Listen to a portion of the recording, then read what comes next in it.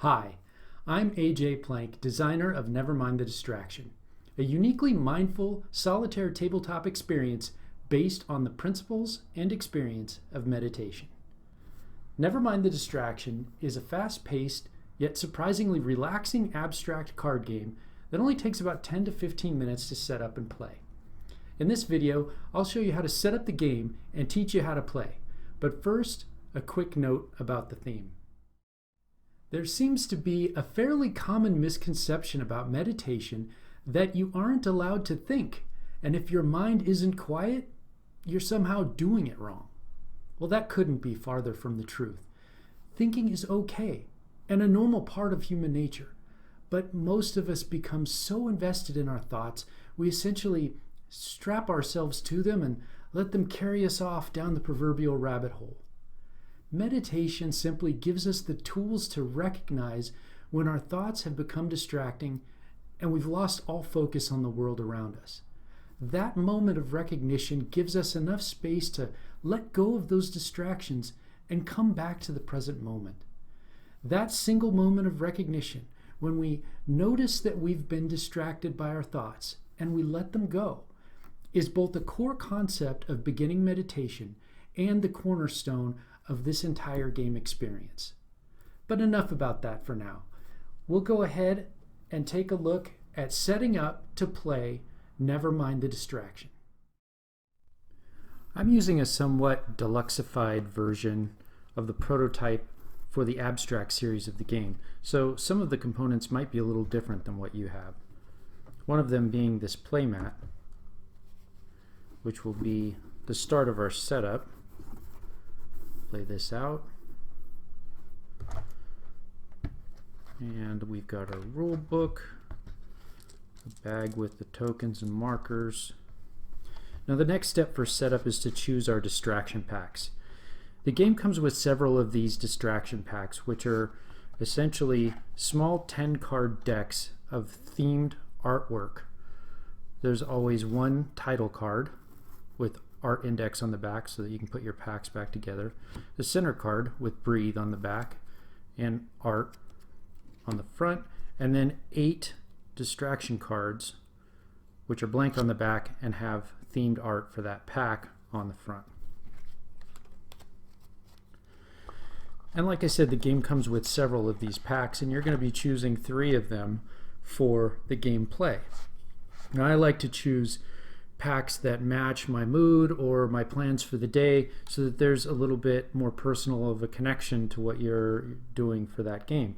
So let's say for this one, we've got a closer look. We're trying to take a closer look into this game, so maybe that's an appropriate choice for today.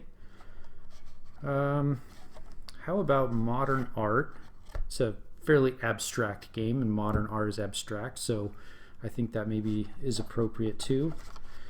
And then I've got a camera above me right here, so I guess the view below makes sense.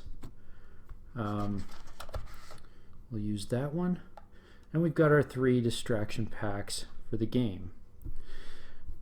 Now the first thing that we'll do is build our consciousness grid with these 3 distraction packs.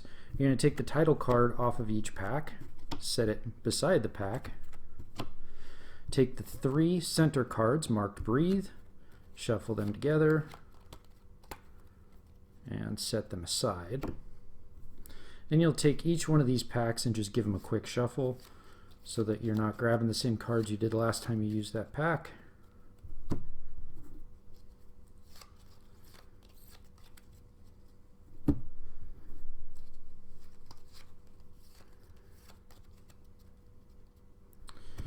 Next, we're going to choose 8 cards in any combination from these 3 packs. So let's say we'll do 2 from a closer look, 2 from modern art. We'll do 2 from the view below, and maybe another closer look and another modern art. We'll call that good. That's our 8 cards. Give that a shuffle. And then we'll set that aside for just a second. And in order to clear off some room for our grid, we'll create the meditation timer, which is simply putting the packs back together, stacking the remaining distraction cards on top of their title cards, and then stacking those together to create the meditation timer. Put that off to the left. Now you're going to grab your stack of center cards, put them in the center of your grid,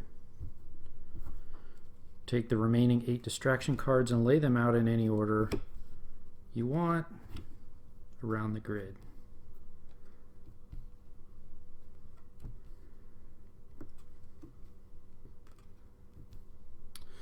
Next, we're going to grab the mind cards, which are a deck of 16 cards that look like this.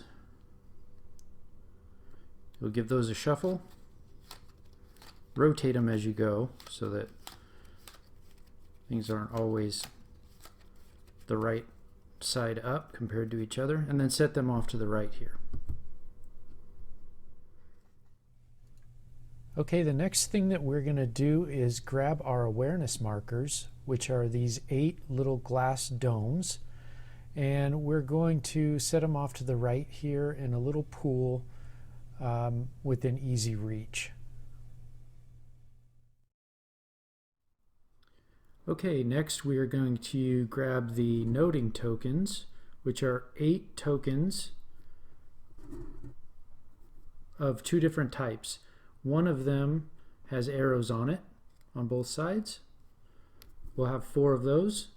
The other one has a thought bubble on one side and a heart on the other side. We'll have 4 of those. And we'll just go ahead and randomly stack these together or throw them in a bag or some other way to be able to randomly draw one. And just set that off to the left. To finish the game setup, the last thing that you're going to do is flip 2 cards into thought status. And it could be any 2 cards, and you could choose them in any way. I'm going to go with this top card here. Ooh, cool explosion-y thing. And we'll add a noting token there. It's a thinking token, so we're thinking about explosions. And we'll place a marker on top of it. And then we'll choose a second card. I'm going to go ahead with this one. Looks like some form of coral, and we have a remembering token, so we're remembering maybe going diving or something. Assign a awareness marker to that, and now we have 2 starting thoughts. We have our consciousness ready, we have our mind ready to go, our pool of awareness, and our timer, and we are ready to start the game. Nevermind the Distraction is presented in increasing levels of complexity called stages. It's not quite a campaign, but it is an evolving experience that grows with you as your skills improve. New players should start at stage 1 and progress only when gameplay falls into a smooth rhythm, free of mistakes and uncertainty, becoming almost second nature. At least one Zen Master win is also recommended. It's important to note you're not required to advance, and you can keep playing at any stage you find enjoyable for as long as you like. This video only covers the rules for stage 1, called Beginner's Mind, which is the base framework for the entire game. Additional rules and player actions will be introduced in later videos for each stage. So let's get to stage 1. In this game, you take on the role of the Watcher and engage in a contest of wills with the Mind, which is your AI-controlled opponent. The Mind uses this simple deck of cards to determine which thought in the grid it acts on its turn. When the Mind deck is depleted, just reshuffle it and reset. You should always be rotating the cards randomly as you shuffle it, so that they come out in a different orientation, in a different combination, each time through the deck. As mentioned during setup, the cards around the grid represent thoughts which could pop up during meditation. Each of these thoughts has 5 states of intensity, called statuses, which I'll go over now using this card. This card has the thought status. It's signified by the art being face up, a noting token next to it, and a glass awareness marker on top of its token. This is your everyday average garden variety thought, and in this case it's one about some fiery explosion or something. Now we'll take this same thought and we'll look at it in some different statuses as they go back and forth. We're starting with the thought status, but here we have the same card, same thought about fiery explosions, only now it's become a distraction. Distractions are the mind's ultimate goal, and it's your job as the watcher to get rid of them. Now we have the same thought about fiery explosions, only we can acknowledge it by flipping it face down. An acknowledged thought is one step further away from being a distraction. Subliminal thoughts are either not yet revealed or they've lost their awareness markers along the way. Again, this is one step further from distraction than these other states. Finally, a released card, indicated by face down card with an awareness marker on it, has been fully addressed and the mind can no longer act on it. Getting your cards to released is your ultimate goal, as the number of released cards compared to the mind's distractions at the end of the game determines the winner. So essentially, you and the mind, AI, are playing a game of tug-of-war. You could think of each of these card statuses as a section of rope between distraction and released, with you trying to get your thoughts released and the mind wanting them to become distractions. Now that you understand the different card statuses and the tug-of-war that occurs, there's a couple more things to touch on before jumping into gameplay. During setup, we created this meditation timer deck. Certain things happen throughout the game causing time to pass, which we'll go over later. When time passes, the meditation timer deck is reduced by one card. Once the entire deck has been depleted, the game is over. During setup, we created a pool of these awareness markers. Every time the mind focuses on a subliminal card, an awareness marker is pulled from the pool and placed on its token as that card becomes a thought. However, there are certain watcher actions that will place awareness markers on the center card. If a mind focuses on a subliminal card while there's awareness on the center, it's pulled from the center instead of the pool as that card becomes a thought. During setup, we created a pool of these noting tokens. These describe the types of thoughts you're having: general thinking, feeling, anticipating, and remembering. At first, these are just narrative in nature. For instance, in this case, we might be remembering flying over the American Midwest. However, in later stages of the game, each of these types of thoughts will change the gameplay in different ways mechanically, all requiring their own strategies to address.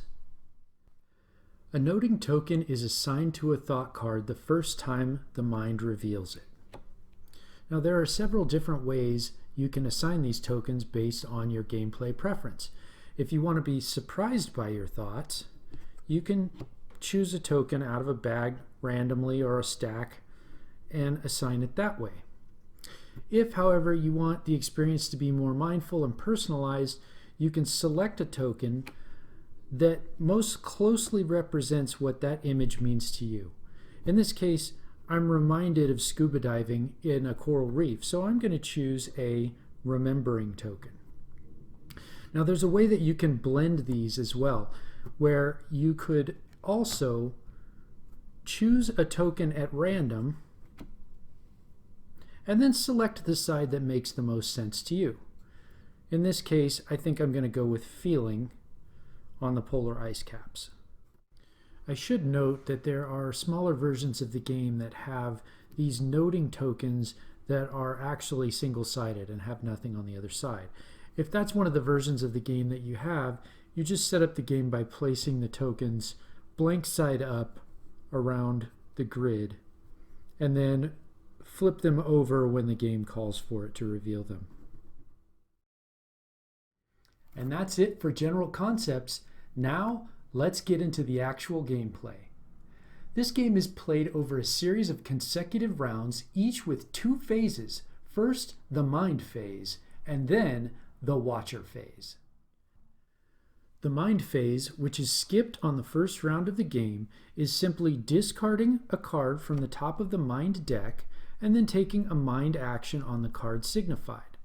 The mind action will always pull a card one status closer to being a distraction. So for instance, the mind focus on this acknowledged card will flip it to a thought. A mind focus on a card that's already a thought will make it become a distraction. And when that happens, time passes. So you'll discard 1 card from the meditation timer deck. When the mind focus is on a card that's already a distraction, the same thing happens. Time passes, and you'll discard a card from the meditation timer deck. A mind focus on a card that's subliminal will flip it directly to a thought, grabbing a noting token from the pool if it doesn't have one already. And remember, if you have awareness on your breath, this will steal the awareness from the center card instead of pulling it from the pool. Finally, but most importantly, a mind focus on a card that's released means nothing happens, the mind has no pull on this card at all, and you essentially get a free turn. Later stages of the game will change this, and some types of thoughts won't be as safe from the mind as others. But for now, it's good incentive to let go of your distractions. Now that the mind has had its turn, it's time to see what you can do about it during the watcher phase. There are several possible actions you can take on your turn based on the card to address the mind's distractions and try to keep them from coming back. During the watcher phase, you choose any card to take a single watcher action on. However, you can never act on the same card the mind just acted on, shown here at the top of the mind discard pile. In this example, this card would be off limits. The first of these watcher actions is the notice action, which reduces a distraction back to a thought. You notice that you've been distracted.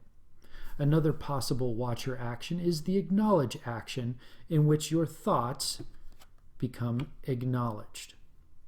A focus action reduces an acknowledged card back to subliminal, but more importantly, it sets you up for the next action, which is probably the most powerful action in the watcher's lineup. Anytime you start your turn with awareness on the center card, you must take the let go action, which releases a subliminal card. Now, this doesn't have to be the same card that you pulled the awareness from in the first place. It could be any subliminal card as long as it has been revealed once before and has a token. So in that case, this would not be a card that you could take a let go action on. When you let go, it also causes time to pass, so discard 1 card from the meditation timer. Again, later stages of the game add new watcher abilities that will affect gameplay in all kinds of fun new ways. So now that we've gone over the concepts and basic gameplay, let's watch a few example rounds to get the feel of how this all comes together. We'll start this in the middle of the game, so we'll start with the mind phase. The mind will go, and it focuses on this memory of diving in the coral reef, which means that is now a distraction, causing time to pass. Now I think I will take an acknowledge action on this card. Now it's the mind's turn again. Oh, The focus is on these feelings of flowers, and it's already a distraction, so time passes. Now it's my turn. You know, I think I'm going to take a notice action on this card. We're back to the mind. The mind can't do anything on that card because we've released it, so we're good there. And I think I'm going to take a focus action on that top card. Back to the mind's turn. Oh, that didn't work out. So it's subliminal. Some aerial photography of probably when we were doing that dive. So we've got some feelings of diving, and it's going to steal my breath from the center. Bummer. Okay, now it's my turn. You know, we've got to get some of these released, so I'll go ahead and acknowledge that one. We've got a free turn. The mind can't act on that card, so we'll try to focus again. The mind goes back to another one, so it steals our breath yet again. The mind does not want us to release our thoughts. So what are we going to do? I think we'll acknowledge this one. Now the mind goes again. Oh, and we've got a distraction. We're being distracted by thoughts of iceberg, so time passes. And I think we'll stop there, but you get the sense for how quickly this starts to flow together. The turns are very fast and very easy, and you end up going into a smooth rhythm with this once you understand how that tug of war goes between the mind and the watcher. One quick but important side note before we talk about goals and how to win the game.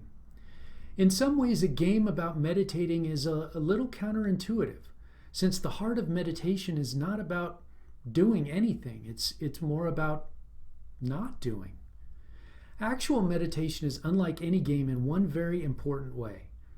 There's no good or bad, right or wrong, and certainly no winning or losing in actual meditation. The only bad meditation is the one you didn't do.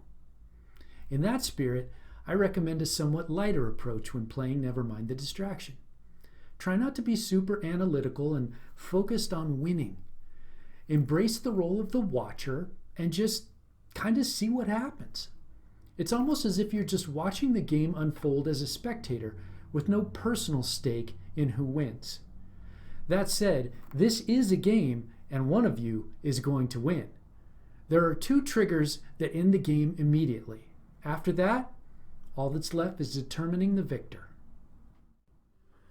The first end game trigger is when the meditation timer deck is depleted. The game is immediately over, and you go directly into the scoring phase.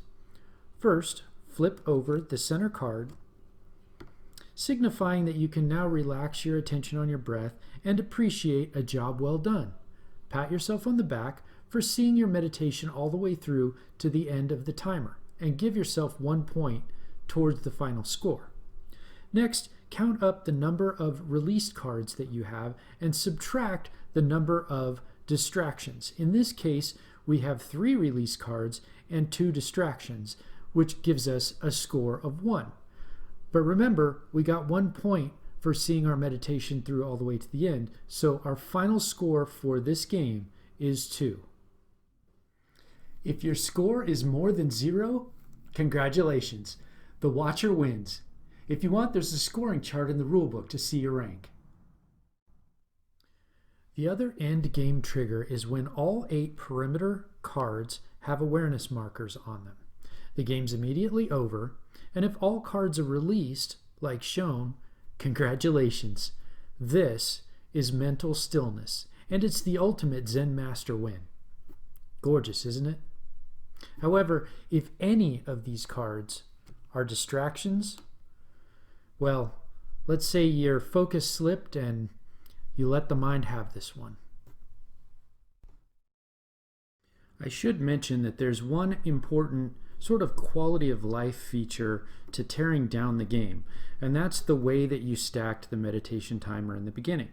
If you did that correctly, your packs stayed together. So you have your entire closer look pack in one stack, the modern art pack in another stack, and the view below stack in the third, which makes it a lot easier to put your cards back because you know where they came from.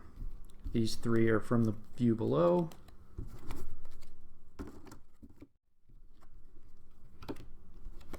These three are a closer look.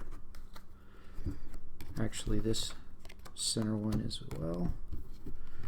And these two are from modern art, which means that you just put your game back in about 30 seconds versus having to look at the art index on the back of the title card and sit there and sort through them to figure out which one went where. That takes teardown from several minutes down to only a handful of seconds and lets you easily reset your box for the next game either later today or tomorrow. And with that, you should have everything you need to set up and play your own game of Nevermind the Distraction.